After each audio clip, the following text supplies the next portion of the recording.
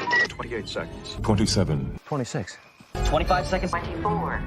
23. 22 seconds. 21 seconds. 20 seconds. 19. 18. 17 seconds. 16. 15 seconds. 14. 13 seconds. 12. 11. 10 seconds. 9. 8. 7. 6. Copy. 5 seconds. 3, 2, 1. Hey, welcome to Subspace Chatter, where we boldly go into discussing Star Trek. Today, we'll be talking about the new Lower Decks episode called Trusted Sources. So let's go around and do introductions. Hi, I'm Vanessa, and I host a YouTube channel called I Love Bad Star Trek. I'm Scott, and I'm host of the opinion, or every time, the YouTube channel Opinions No One Cares About. And I'm Eve, and I'm with the Starfleet Academy College of Music. So let's get started. First question, do you agree with Captain Freeman's decisions in this episode? No, on many levels. Okay. many levels. First, like having this sort of vanity project of having the reporter on to sort of like, see, we do glorious things, and having the appearances of her ship be more important than anything else. And then the one time that Mariner, well, not one time, but Mariner going and sort of forging ahead and getting the reporter to interview her one-on-one and making the assumption that it was negative. And then acting on her emotions and like tossing her out into Starbase 80 without really doing any sort of investigation as to what exactly was said. Also the idea that like Mariner may have, what she said was, I told the truth. Mm-hmm. I told the truth. And it's like, if the truth is the thing that you're afraid of getting out into the public, maybe your captaining isn't as strong as you think, So also just having Mariner on board with her has been a source of tension, central source of tension for the show. And it was going to hit a breaking point at some point, but I think the way that Freeman acted on it was crap. So it's funny you say about the truth, because I'm thinking the episode, the First Duty, where Picard has to remind Wesley about telling the truth. Yep. What do you think, Scott? Do you agree or disagree? I think like when she found out there was going to be a reporter coming, our first impression was, we got to clean up the ship. I don't know if that was necessary. Like, I definitely don't agree with that, because we've seen, time and time again in these episodes, crazy things happen on this ship. And when they do, the crew pulls together and does the right thing. So maybe if the episode had been structured like that, you got a reporter going around seeing all the normal things that happen day to day on the Cerritos, and conducting interviews where people are telling her about the things that have already happened. But,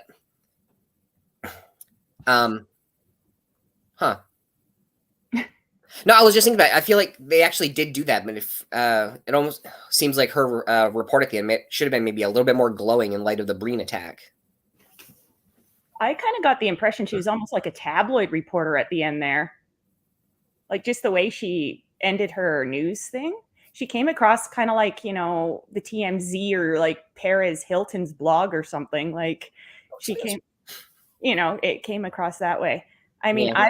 I don't agree with any of her decisions for the most part. She went way too far felt like she was trying to prove relevance when she really didn't need to.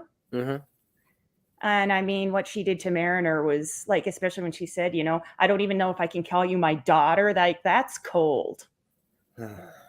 Yeah. Like really cold. Well, going back to like season 2, when they crashed that party at that base, where Akana was the DJ or whatever, there's a lot of insecurity with Freeman about her station, and crashing that party was an extension of that. And I think her kicking off Mariner was a symbolic sort of like exertion of power out of frustration with her station on the California class ship. Yeah, I kind of wonder though if maybe she's put there for a reason, because maybe Fleet knows that she can't handle anything bigger. Oh, maybe.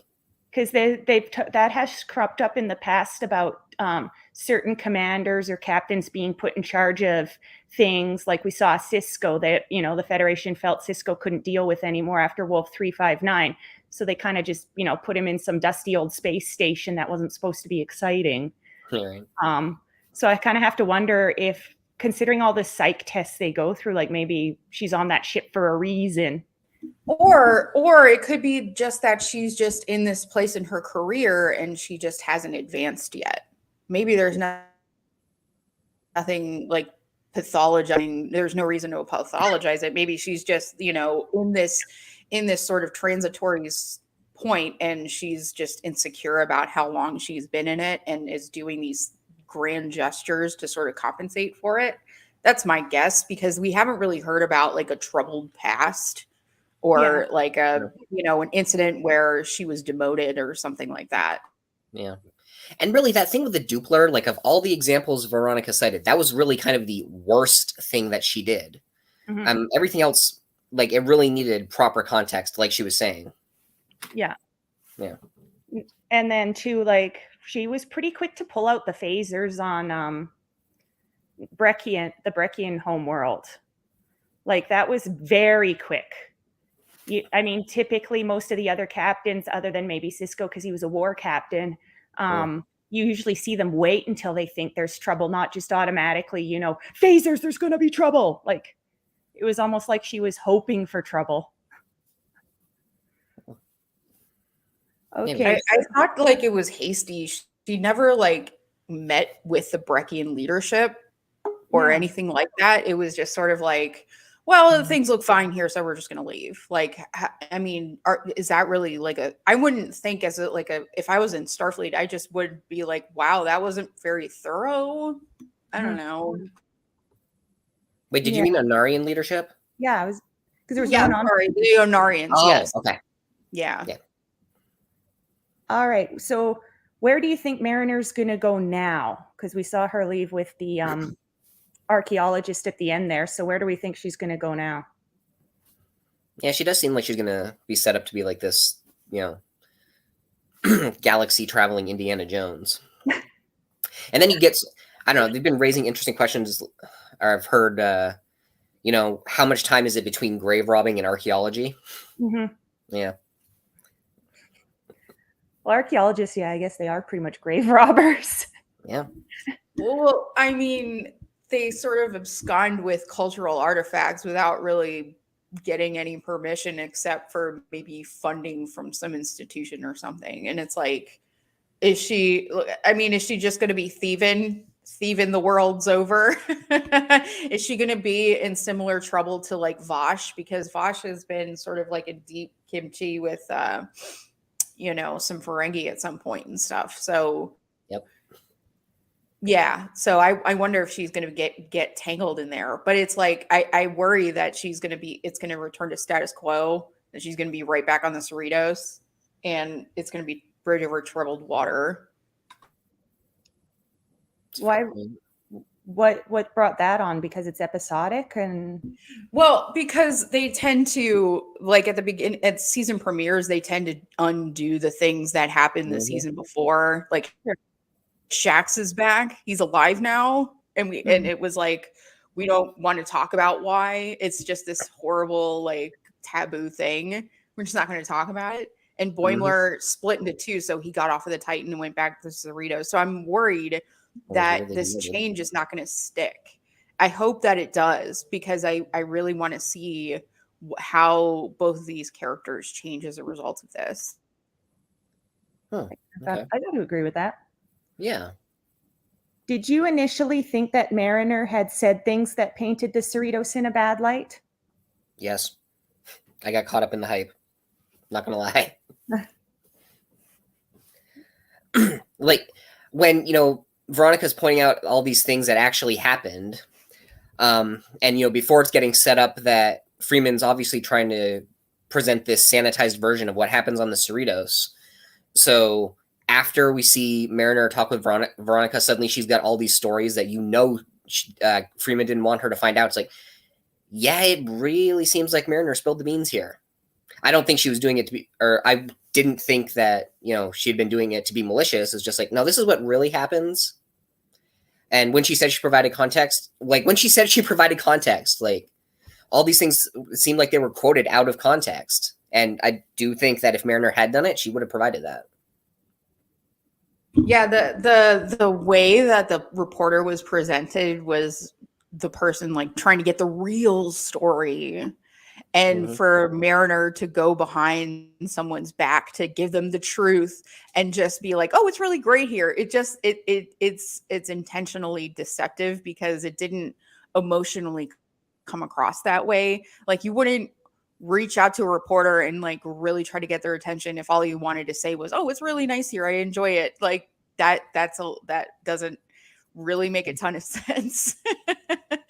But yeah, that's why it's easy to believe that Mariner said something horrible, because they framed it that way.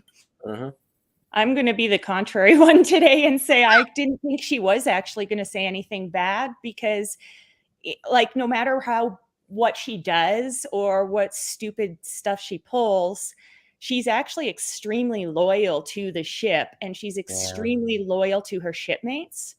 So I didn't get the sense that she would have told anything bad, because when push comes to shove and it's down to the wire, Mariner's in a way the glue that keeps the 4 lower deckers together. And she's, like whenever it actually matters, she seems to always have the ship's back. Just the rest of the time she's, could care less. Yeah, it was just the righteous indignation that she had that kind of threw me off. And for her to just be like, oh, it's really nice here. And that it was a bit of a surprise that she was so indignant. And then that's the interview she gave. Do you think maybe she had a suspicion that some of the other staff were telling stories that would paint it in a bad light? Oh, maybe. Yeah, in hindsight, yes. Because Mariner really tend to have her hand on the pulse of the ship. Yeah, right. Sure. Okay. So what did you guys think of Starbase 80 now that we finally got to see what the big deal was? Like, I want to know what it is they do there. They don't even have what look like Starfleet uniforms. It's supposed to be staffed by Starfleet officers, isn't it? It's waste reclamation. Oh. That's why they're wearing those outfits. Damn, Starbase 80? Yeah. So like they talked about, they sort of obliquely mention that like how people go to the bathroom in Star Trek, like so I wonder if that's what that Starbase's job is, and that's why it's like a sewage treatment plant, and that's why no one wants to go. We have and they kind of paragraphed it, or not paragraphed it, what am I thinking? Telegraphed it earlier when the ensigns wanted to get all the leftover pies, but they're dumping them into a waste reclamator. Yeah. Yeah. Dan says, I agree with Eve, and Mariner's departure reminded me of Worf in the Redemption 2-parter. Okay. That could be. Okay. I mean, Starbase 80, I figured it was going to be something like really unappealing, but I didn't really think it would be waste reclamation. But I noticed too, like the other officers she's put with, they seem kind of like slow.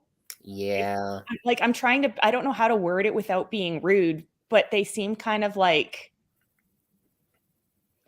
they're scraping the bottom of the barrel. Is it like they seem a little pack lead like? That's what, like the pack leads, especially the one with the elbow grease comment, and she's like, "That's not what that is." Like, I really enjoyed the fact that they had a Rolodex Like, why would they have a Rolodex? If they have pads and computers and stuff, that's so weird.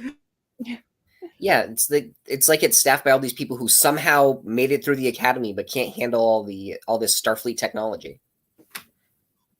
Yeah, maybe that's or like a second chance program. Maybe they washed out of the academy. Oh yeah, because we do know that people wash out all the time. Mm-hmm. So, I mean, they might Like, go there. it's somewhere that Tom Paris may have ended up if he remained in the Alpha Quadrant. Like after he got out of jail. Yeah. Yeah. The penal colony. Looks so terrible. But that place was like a resort. Right? He was like hanging out, walking outside. Like, it looked gorgeous. Mm-hmm. Yeah. I do love that they kept his penal colony. He's still in Australia, New Zealand. I'm like, that country's never going to lose its connection with the past. Nope. Considering it was the penal colony for Britain for how many years? Okay, so how do we think the Texas class ships will change Starfleet, since this is the first time we've seen a Texas class? Yeah, I was actually wondering I how thought it was the Defiant. I thought it was the Defiant real quick. Yeah, so did I. Yeah, that's true. Because yeah, it did come bursting on the scene. It seemed like it was like super overpowered. Didn't it take out a Breen ship like one torpedo? Something like that, yeah. At least one of them, yeah. And the Breen are supposed to have pretty high-powered weapons. Right. Because we saw them in Deep Space Nine, and everybody fears the Breen. I mean, even the Vorta don't cross the Breen. Yeah. So, but like, how overall do we think they would change Starfleet? Like, because I mean, we're talking remotely piloted ships, which isn't too different from the self-driving cars that we're starting to see now. Or drones. Yeah. Drone attacks and that kind of thing. I think, what you want to do ultimately is mitigate risk. Being in deep space and having better defenses would make sense. But of course, the concern becomes, to what extent is this going to be used as an offensive weapon? This could be abused. This is something that could be hacked. This is something that could be, sabotaged. Yep. That's a huge concern. That would be my worry. What if a Borg assimilates it? I mean, it's a concern with any piece of equipment, but with something like that, it would be especially concerning. Right. I kind of feel like there's like something must happen. I don't know if they're gonna. Well, if they've introduced it on Lower Decks, they'll probably show it on Lower Decks. But I mean, we don't see these ships later. Like, we know some stuff that happens after this. We have the card. I mean, when the Borg showed up, it wasn't like a whole fleet of Texas class ships, like fully automated or anything. There was ships, staffed by actual people. And I feel like, like, did something happen, or are they saving them for something? And if so, what? Yeah, that part of the episode reminded me a little bit of the Ultimate Computer in the original series, where we see Starfleet experiment with a computer to run Kirk's ship.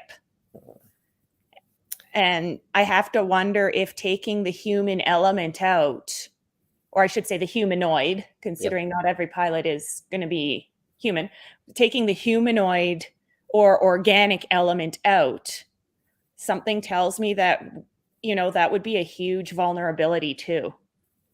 Also, sorry, I didn't mean to interrupt. Oh, I was just going to say, unless they were going to make it an adaptive technology like Borg technology. Right. I also wonder, why, the technology is so advanced at this point. Like, why did it take this long to develop something like this? Mm-hmm. And what? Yeah. And like Scott said, like, what's the necessity now that they would need something like this? I find it interesting. Go ahead. Because like the point, it seems like the overall point of Starfleet is to explore, not really to shoot things. And you want to put crews out in deep space, not drones. So what is this thing for?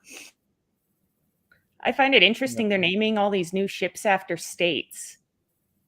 California class, Texas class. Yeah.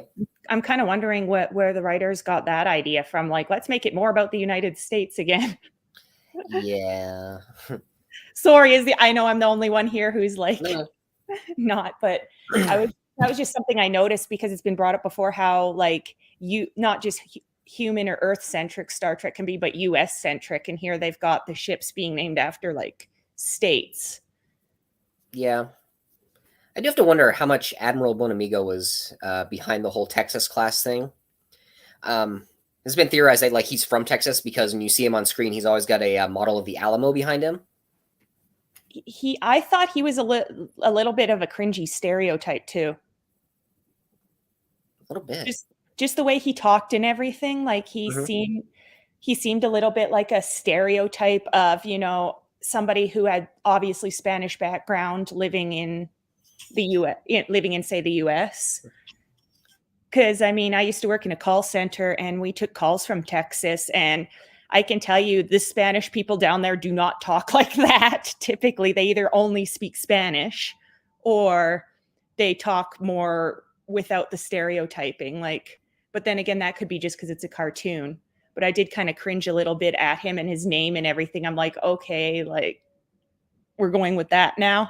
Yeah, like how do you represent a minority group without it being uncomfortable? Yeah. But I do get that like in a cartoon, you're going to see more irrelevance that way. And considering who our writers are. You okay, Scott? Yeah, got a phone call. Just a sec.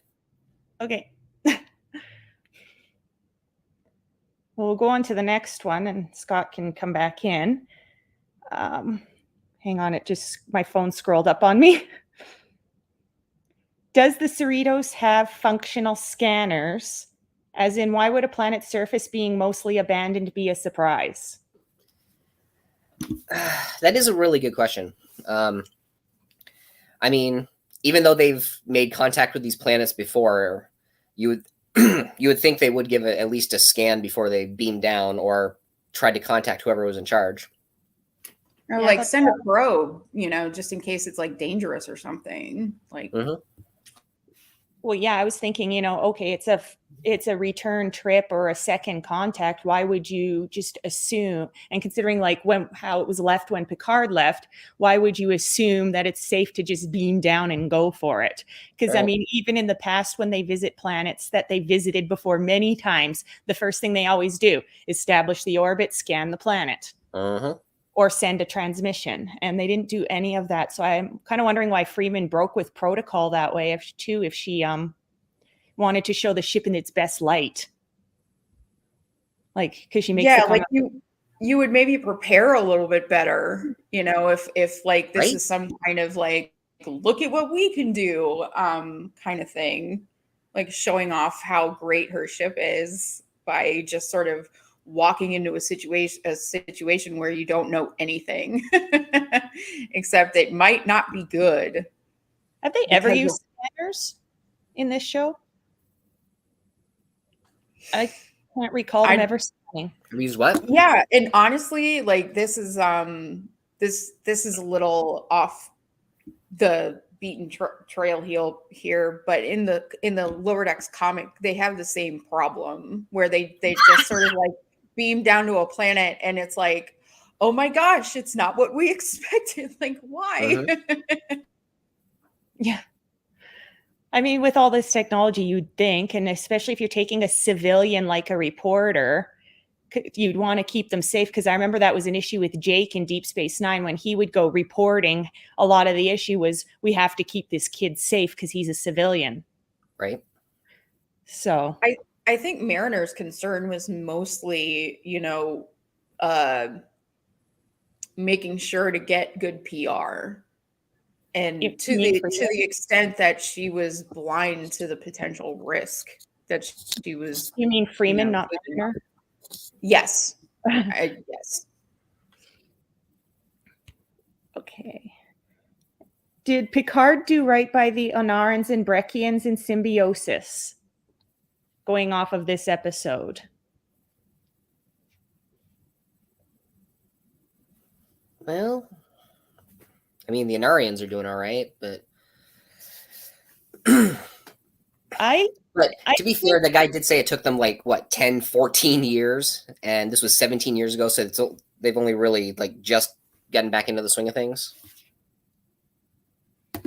I did find it interesting that what they chose to pursue now that they've given up their addiction, which was exercise and fitness, because that's actually something that's came out more to light recently with the whole pandemic and stuff and shutting things down, because a lot of former addicts go to the gym and they actually, in a sense, become addicted to exercise. Because I know a lot when I used to go to the gym, there was a lot of people there who had like a former addiction and they went to the gym to get off of that addiction. So I thought that was interesting that they chose that one specifically as a way of how they dealt with it, like turn to fitness. Oh, yeah. Okay. I think the mural kind of says it all, right? Where they have the mural of like, well, things were cool, and if they see these arms outstretched to the Enterprise, and then like just terror and fear and horror for like this black sort of mess. Yep. And then just a little bit of, yeah, it's okay. So I think like things sort of looked like they worked out, but Picard had inflicted an unnecessary amount of pain on these people based on just wanting to teach them a lesson, which I thought was crap. Like, oh, they don't need detox. They don't need any sort of like drug counseling or anything. They'll just be fine, which was like a very 80s attitude. Like, you know, they got themselves in this mess. Like he was almost like blaming them for being addicted to this thing when they thought that they were taking a drug that was saving their lives. So it was like, and of course the Breckians, you know, were taking advantage of them, and one might see their sort of Breen occupation as sort of like karmic justice. But again, Picard put them in that position. So, and ironically, he said he was like backing away from the problem using the Prime Directive, but like he actually did, in doing so, actually interfered with how things went. So he did, but I think in a way, like too, I mean, he wasn't in a great position, to be honest. I mean, he really had to. Yeah, Dan says they went cold turkey. Sure, yeah, they did. Yeah, but, I mean, Picard was kind of in a tight spot because they weren't Federation planets, and the Anarians and the Breckians kind of forced him into having to deal with their conflict. Because the one took him like Crusher said that she could have like given them something to ease the pain, something, anything, and Picard's like, nah, they don't need that. Not even knowing like what withdrawal might do. He's like, yeah, they'll be fine. And clearly they were not fine. Yeah. Didn't I notice too that we didn't see the Anarians have their powers, because they had that lightning electrical thing. And they didn't use that. We didn't see that at all. Because that's like a side effect of the drug? That's what I wonder, if it's a side effect of the drug, maybe. Huh. Didn't both the Onarians and the Breckians have that power? I don't recall seeing the Breckians use it. I just remember the Anarian used it on Riker to make Picard comply. Yeah. I remember that. It looked like they were rubbing their feet on carpet and zapping each other. Yeah. You know, it was static. Very silly. Yeah, although I do agree, I think Picard could have given them something to like ease their pain. You know, and maybe even called like for maybe a Federation medical ship to come and oversee the detox, because we know they have medical ships for that purpose, like to go and help planets. Vanessa, you're muted. There was a lot of resources that they just decided to deny them to teach them a lesson, which they didn't even, like, they didn't become addicted because of choice. it wasn't their choice. Yeah. Initially, they did need the drug. Yeah. Yeah. I think those two planets were badly handled. Mhm. Okay, so the next question is Starfleet's exploration policy questionable? Yeah. So yeah. Dan Scott, Dan. I felt sorry for the lone person on Brekkar who tried to warn Ransom about the Breen being there but died for it. Yeah. Anyway, Scott, you had a thought. Yeah, I asked this question because, okay, so first of all, it's apparently the first time anyone in Starfleet has gone back to Anaria or Brekkar in 17 years. But also the fact that the Federation, at least, has existed at this point for 220 years. But somehow this idea of Freeman's Project Swing By, going back to planets you've already visited, is only being considered to be put into place now.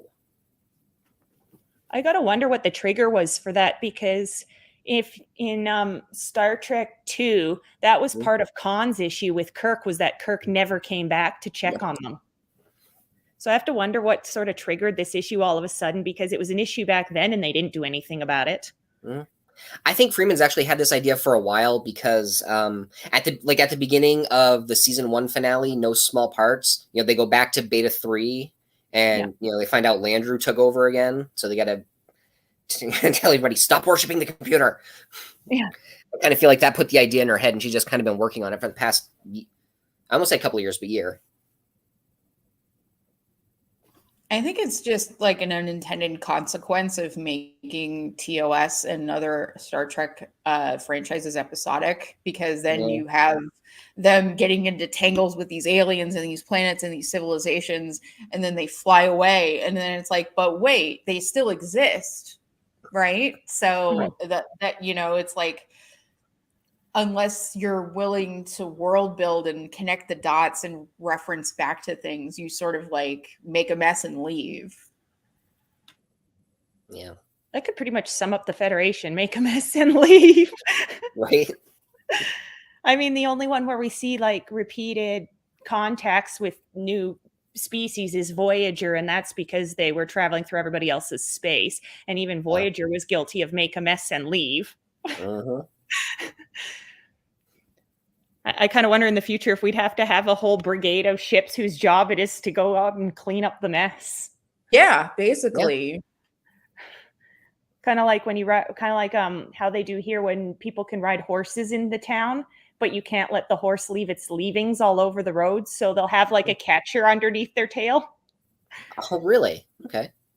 They do. It's we have certain cities here where you can ride horses down the road with traffic, or you can drive a cart with horses down the road, but you have to have a catcher because you're not allowed to leave a mess. You're not allowed to do a drive-by, mess. Yeah, right. When Freeman tells them to clean up the ship and the bridge staff laugh, why do you think they did that? Was it disrespect, general laziness, resignation to the fact that they're a second-class ship in their minds? Because I thought that was a little weird. Because Freeman sort of pivoted into, let's get everything, looking a certain way and not be who we are all of a sudden. I think it was just like a bit of shock. Like, who is this person now? Like, and it wasn't really that. I never see the Cerritos as being especially unkempt. So it's like, what are you talking about? Like she just acted out of panic because somebody's going to be checking up on her work, kind of thing. Yeah, because I never thought that it was messy either, because I thought the ships were mostly self-cleaning. Right. Dan says, I assume something like Project Swing By may have been considered early in the founding of Starfleet, what happened on Terra Nova, but Starfleet got busy doing other stuff. That's possible too. It's a long time to be busy. Maybe Project Swing By is just formalizing what Starfleet has had in unofficial practice for a long time. Yeah, that's true too. Just because we didn't see them go back doesn't mean they don't.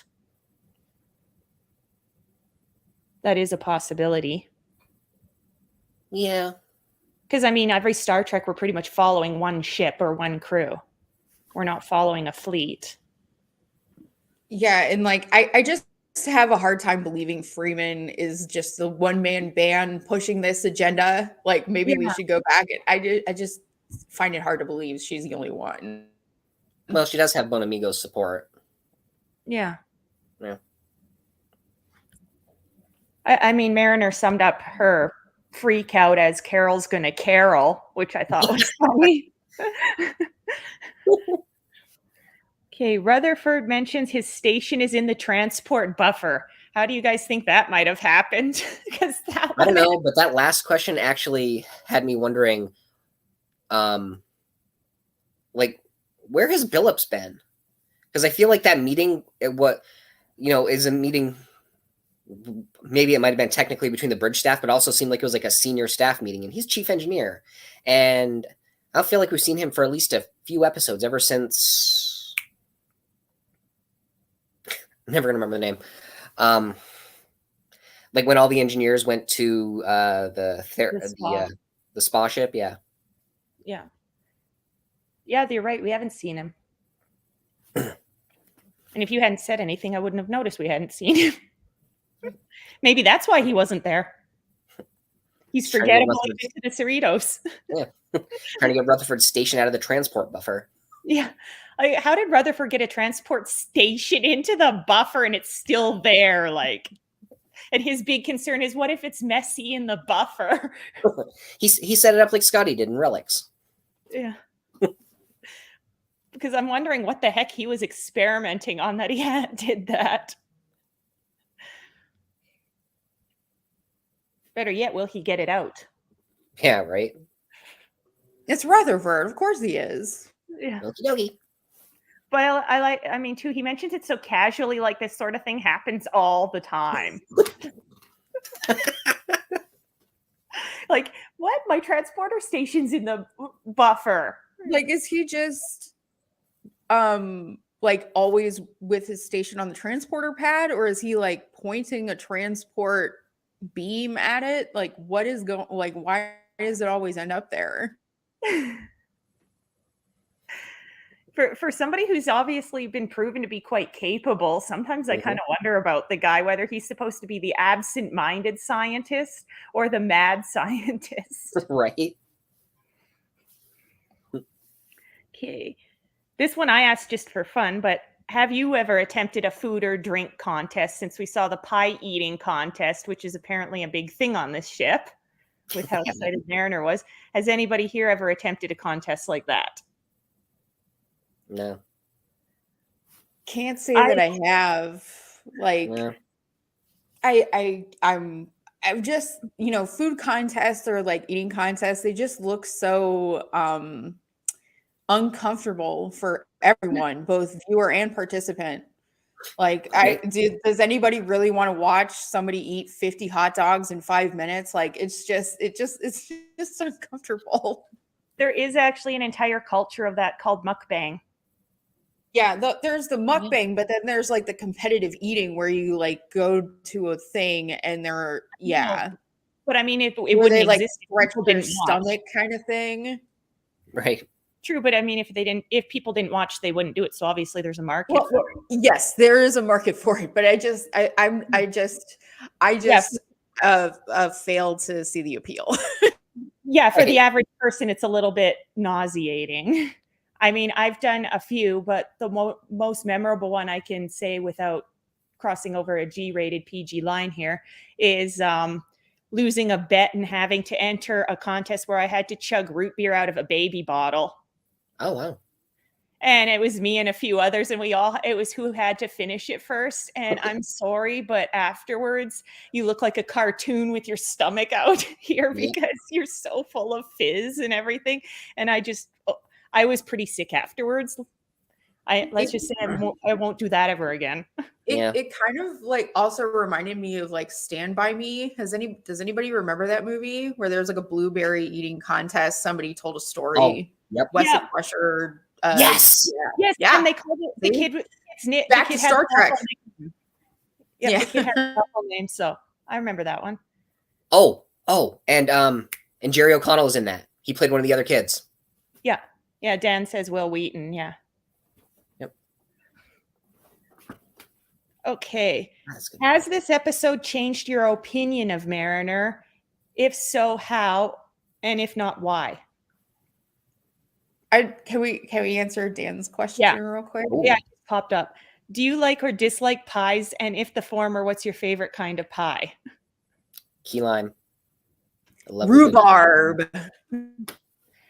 Mine is key lime or lemon meringue.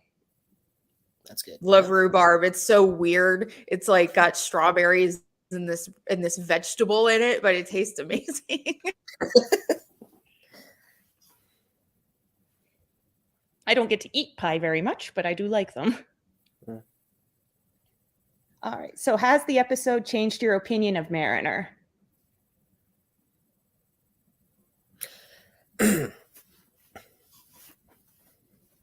I mean, I'm definitely not going to assume that she's doing the wrong thing now. I actually think this may have pushed her into a life that suits her a little bit more. My opinion of her has been that I don't really think she wanted to be there. Like her commitment to Starfleet was more a commitment to her friends, which is, it's fine to have like really solid friendships. I mean, Data and Geordi, of course, great friends, but I just thought, like, I just didn't think that she was, if it weren't for Boimler and them, she wouldn't be there. So I just thought I respect her decision in terms of like changing her direction. It did seem like she was actually, before this, like changing direction, trying to be a better officer, especially since she spent this whole season, with Ransom breathing down her neck. But then, yeah, it did all kind of turn on a dime in this episode. But I think, nice, Dan. Yeah, Dan. Pie. For everybody, Dan says interesting selections. His favorite is mathematical pie, followed by apple pie. Hey, I like. That's fair. I like mathematical pie. My wedding anniversary is Pie Day. And that way you get infinite pie. Oh, it was the infinite. Ours was the perfect Pie Day because it was 2015, so it was 31415. Oh, nice.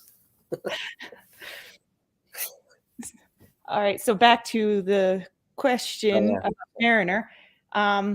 For me, I have to say I like Mariner better after this episode.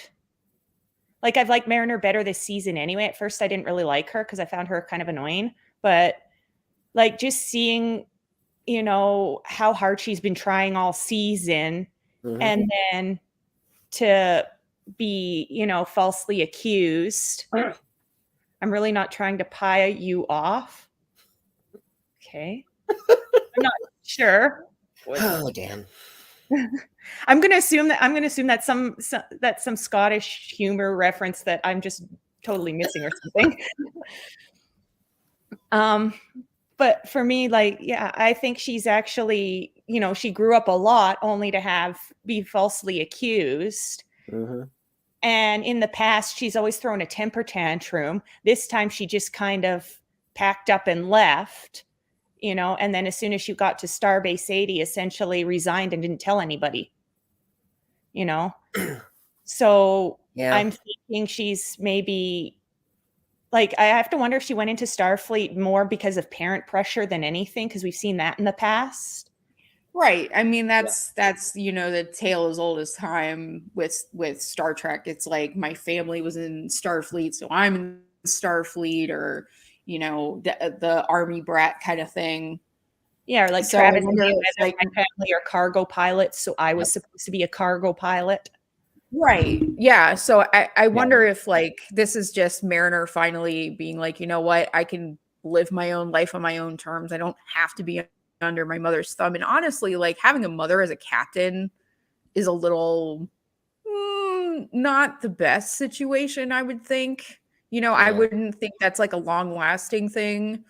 and it had to come to a breaking point at some juncture, because clearly Mariner like wanted to be a better Starfleet officer, but it was mainly because she wanted to stay on the Cerritos. It wasn't really because she had this great commitment to Starfleet. I mean, like she's loyal to Starfleet, but only mainly to hang out with her pals, basically. Yep.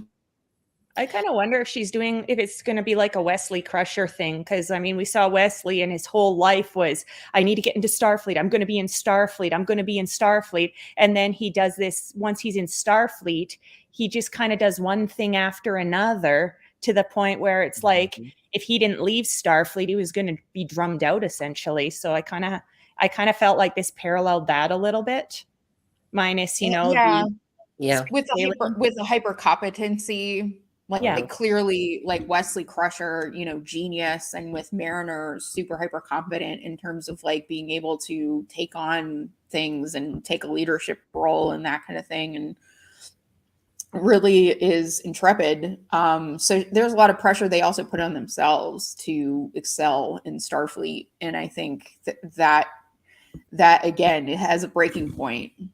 Big fish in a little pond. I think her breaking point was literally when Freeman said, "I don't even know if I can call you my daughter." Yeah, because like that's hard. You could see a captain. That crossed the line for sure.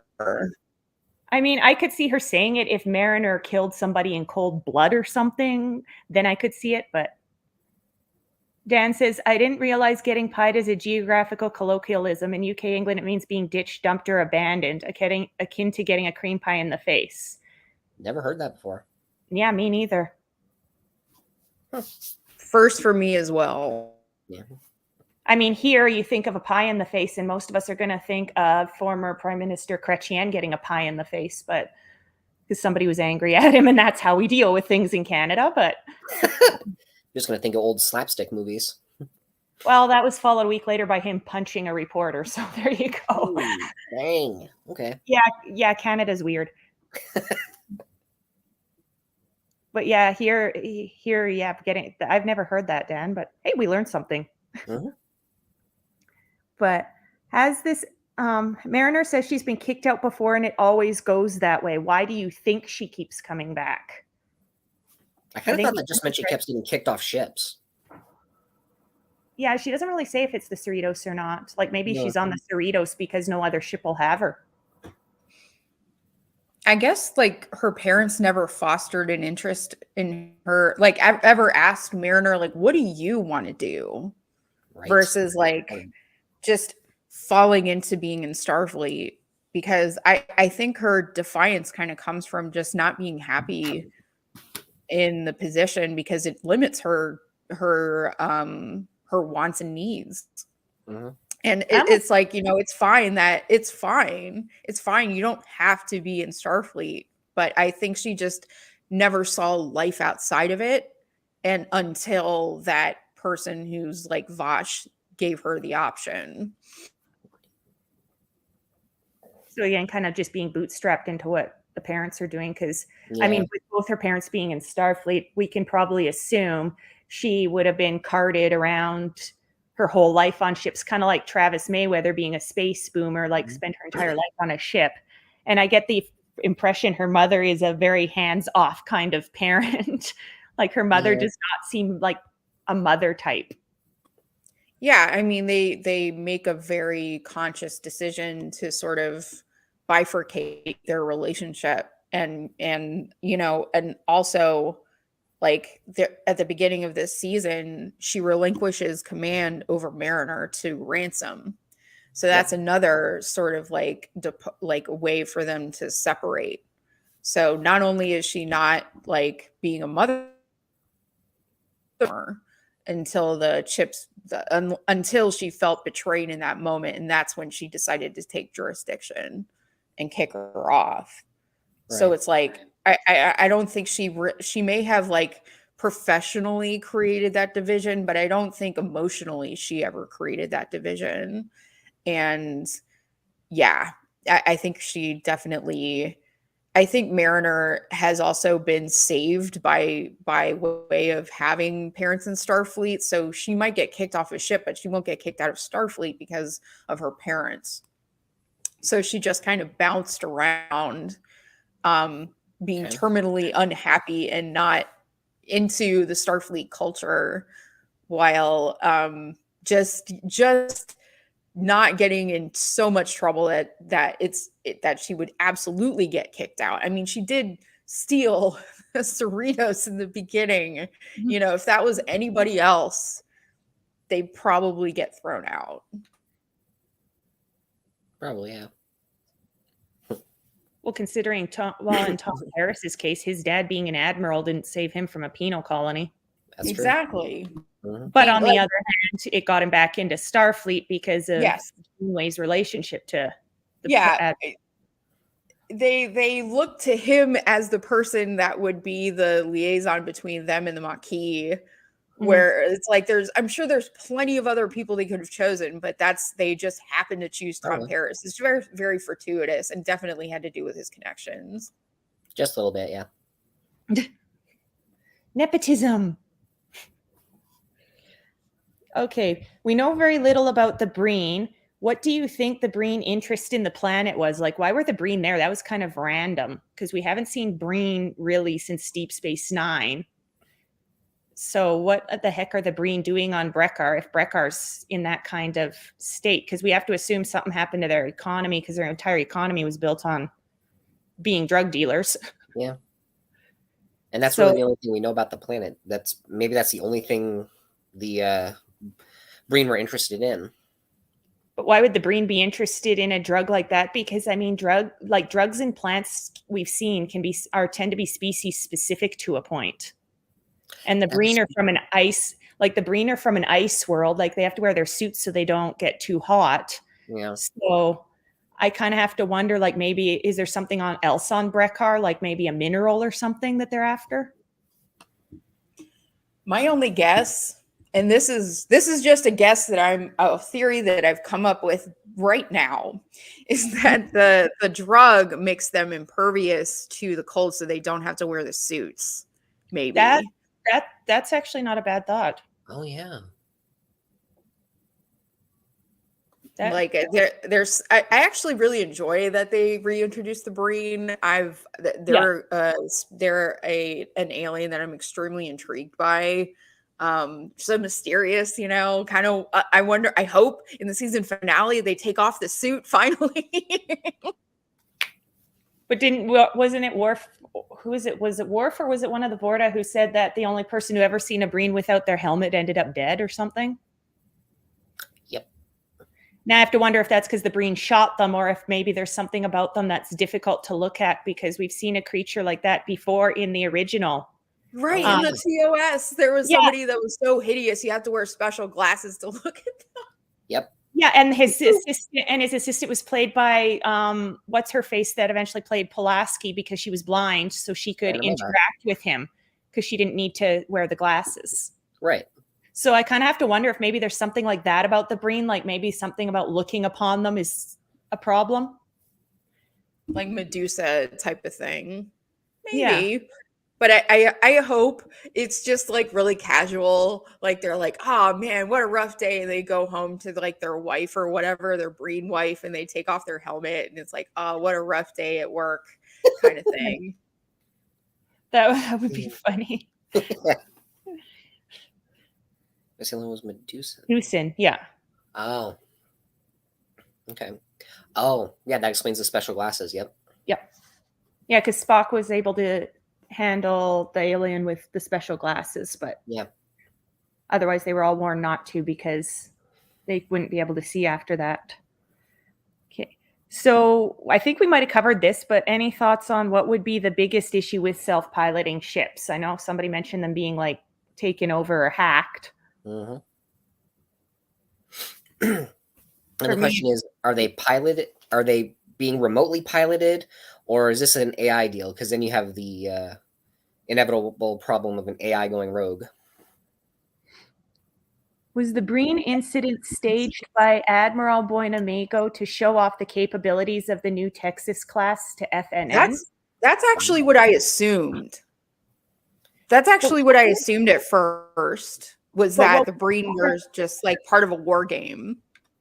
Yeah, but why we don't have enough? But the Breen are technically still enemies of the Federation at the end of Deep Space Nine. So why would the Like, Breen there could be cooperate? simulation? There's probably holograms, maybe. Hologram did a pretty good job of almost destroying the Cerritos. Yeah, that's I mean, it is possible. I think it would be more of a case of taking advantage of a situation, like the Breen. He maybe knew the Breen were already there, and so took advantage of the situation. Because I can't see the Breen working with the Federation to. Yeah, but then in the middle of the battle, like when Cerritos was crippled and kind of like dead in the water, and Shax was wondering why they hadn't destroyed them yet. Mm-hmm. So there is the question as to why the Breen even held off, because I mean it was a 3-on-1 battle that they were clearly winning. Yeah, and the Breen that we've seen in the past are basically shoot everything that moves that isn't us. Mm-hmm.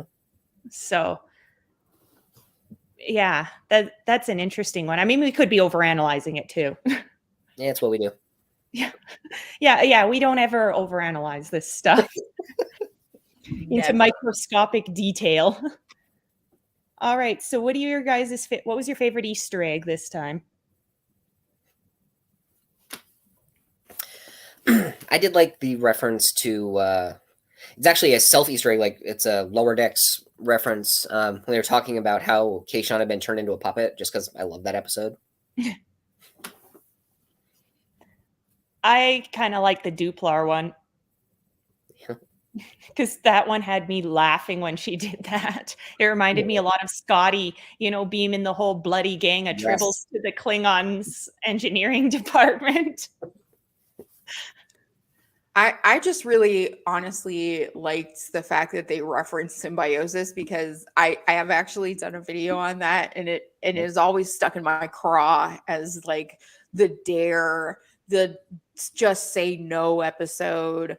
Like it's just and to like touch base with them makes perfect sense, because Picard really left them in a lurch to teach them a lesson. So it just the moralizing aspect of it made me really curious, like where are these people now, and I never thought we would ever see them again. So it was really cool that we did. And the mural, it just stuck with me. Well, the symbiosis episode too, I like, because I saw TNG in syndication because I was like a baby when it came out. And I remember when I saw symbiosis, and I'm thinking that's a pretty heavy-handed PSA, because I remember all like the 90s PSAs, like just say no to drugs and stuff, and how they have that really cringy conversation between Wesley and Tasha, where she's trying to explain to Wesley why people would do drugs, and it just comes off so like, no. And he fully got drunk on Naked Now. Yeah. So he kind of knows what drugs do ish. And like, and Tasha saying, well, this is what people do to when they're in bad situations. And it's like, it painted such broad strokes too. It was extremely Reagan-y. Like it was very, very of that time. Yeah, I just found the whole conversation like they felt like they shoehorned it in there.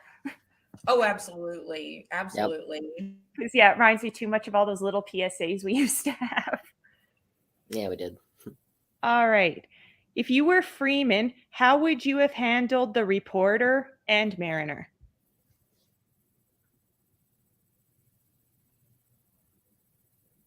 Because we've all disagreed with the way she acted. So how would we have done it differently? I think instead of like having one-on-one interviews, because I think that corners people and I think that's uncomfortable, I would be like, let's have a group interview instead. And I would think so. I not as a way to like lord over people and make it so that they can't speak their truth or something, but I want everybody to feel comfortable saying their truth in whatever setting. And if they felt more comfortable interviewing with them one-on-one, I'd say, you know, don't feel pressured. And I just would want to create a safe space, and I wouldn't be so concerned about how I look, because, you know, the entire conceit of her being there is to be like a bit of PR for her career. And it's like, how about highlight the accomplishments of your crew rather than, you know, wave a banner about how great you are? Like, Yeah. I would want to be supportive of my crew rather than showboat.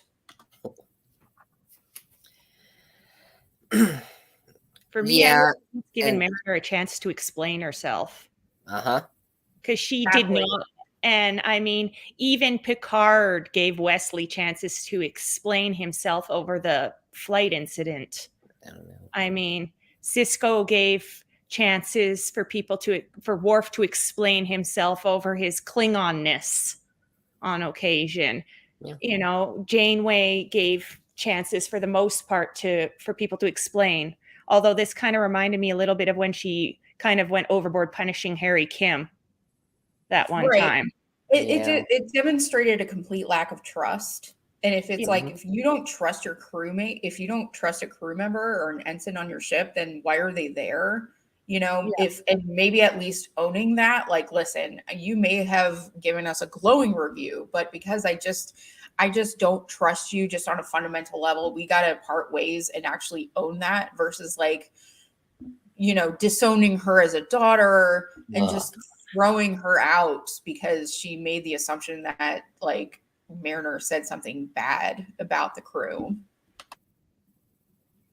Yeah, I wouldn't have. I would have at least given her the chance to explain, like, because to me, she kind of went wouldn't it be Starfleet protocol too to at least give her a chance to say, like, this is what I actually said. So she kind of broke protocol there again. Yeah. Like the whole episode, she kind of has such a tunnel vision.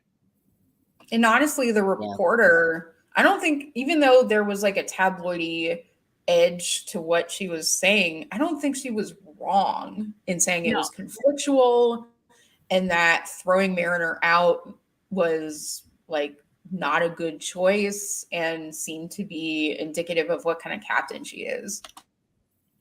Yeah, it seemed like the reporter was going a little bit, like she was willing to use the truth sometimes, but going a little bit more towards sensationalism. Right. Yeah, like, chasing the ratings. And I mean, what do you expect from somebody from a news reporter whose last name is apparently Newsay?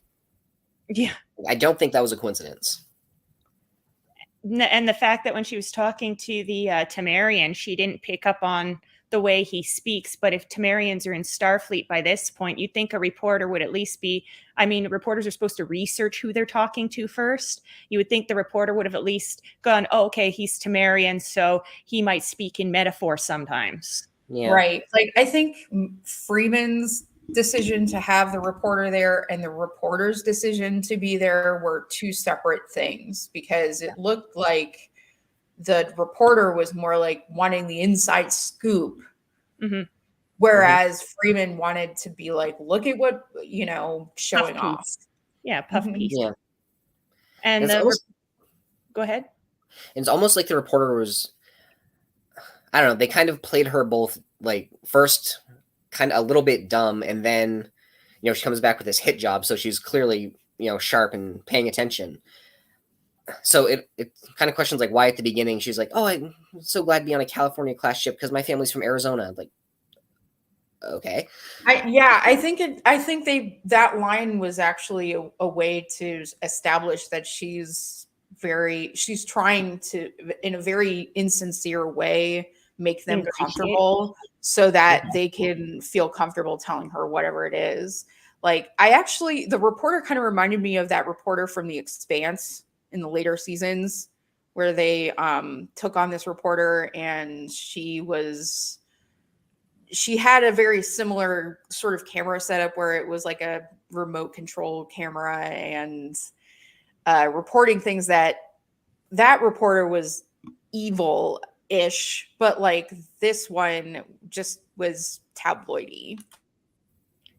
Yeah. And the picking and choosing, like, what to use and how to use it. I mean, Mhm. I have to wonder if they're taking a stab at mainstream media now, because we've seen a lot of that especially in the past couple years. Media being paid off, media being bought off, and media printing sensationalistic pieces rather than straightforward facts and stuff like that. Yeah. And the Yeah. thing is, like, there's no, like, in the Federation, at least, there's not like an economy, thing where you absolutely need to make clickbaity pieces so that you make a bunch of money. So Yeah. I wonder, like, what the point is of having sensational news is in that environment. Maybe that's thinking way too hard about this, but there's a reason why, like, a news is sensational, because they want attention, they want engagement, they want the money. But with this, it's like, why? You know, Mhm. Yeah. Okay. I mean, So it's satire, but yeah. So what are your hopes for the season finale? Is that a question? Yeah, Dan just asked that question, sent Oh. that question to my phone. So yeah, Dan just said, so what are your hopes for the season finale? Well,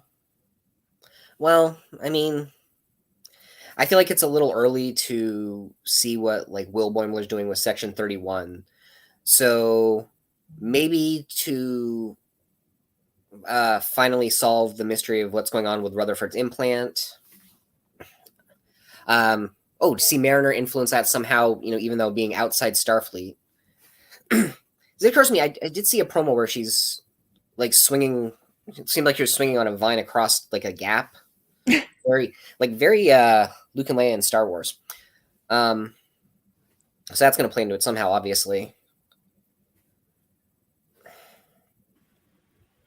I really hope that we get. I really hope we get a thing where it's like there's Cerritos versus Mariner, and Freeman has to sort of like maybe Mariner steals something that she shouldn't have, and the Cerritos has to get it back, kind of thing, where their mother-daughter conflict comes to a head, because they look like they're basically avoiding having like a really confronting their respective roles here. And like, I know that Freeman said, "Oh, you're not my daughter," but I don't think this discussion is over between them. Yeah, it does kind of seem like their conflict tends to come to a head at the end of every season, though. Not so much last season, because it was more about her knowing that her mom was being transferred, but I'd like to see what her dad has to say about all this too. it's true. I mean, because we know she has a dad that's still alive, because we've seen him and he's Starfleet, so he's going to know about this. I'm kind of wondering if maybe he'll have something to say about it in the season finale, because I mean, it can't be good for him either, like knowing that his wife and his daughter are, constantly butting heads, and now it's come to an end where she's taken off. Right. I mean, unless he's totally an absentee father, which we've seen absentee parenting Worf frequently. But for me, I'd say either Rutherford's implant, because it's like you say, it's too early for Boimler in Section 31. Yeah. Or maybe something to do with Tendi again would be nice. Yeah. Like, to see her actually do something to sort of advance in command. Mm-hmm. So that would be really interesting. Yeah. Yeah, I'd say I'd want I'd want to see something more to do with Tendi again, because she tends to be the most underused still in a lot of ways. That's true. We have, I think our lower decks need to see a lieutenant junior grade promotions heading into the 4th season to avoid another Harry Kim. That's a good point. Yep. Or another Mayweather. Yeah. I mean, they almost got that room, but that didn't work out. Yeah. But yeah, you're right. I really hope that they eventually get promoted or decide to do something else. And with Mariner, that's something else. I hope it sticks. I hope that she or if she comes back into Starfleet, it's not just the old ensign lower decks thing. Like, right. She has a more galvanized and focused trajectory, or just does something else. Oh, she has to come back at some point, doesn't she? Aren't Mariner and Boimler supposed to make a live action appearance in Strange New Worlds? That's what I thought. Yeah. I can't wait for that. Yeah, me neither. Yeah. That's gonna be fun. Yeah, I kind of hate stuff like that. Like, I know this is way off topic, but like, I just started watching the Star Wars series Andor, Mhm. and you see I get to the point where Mon Mothma makes an appearance, and I was saying to a friend of mine, these scenes with Mon Mothma would be a lot more tense if we didn't know she was going to survive. That's the problem with going prequel, though, like going back to the past. Because I mean, I'm not a Game of Thrones fan, but I've heard a lot of people saying that about the Game of Thrones spin-off or whatever, that it's rather much like it's more of a prequel, so you know what's going to happen. Kind of like Star Wars 1, 2, and 3. There was not much room there because we know he has to become Darth Vader. Yeah. Like there is just no way around that. Yeah, but the way you got there, man. True. That was interesting. Okay, so anybody else have any other thoughts? How many rank pips out of 5 would you give this episode?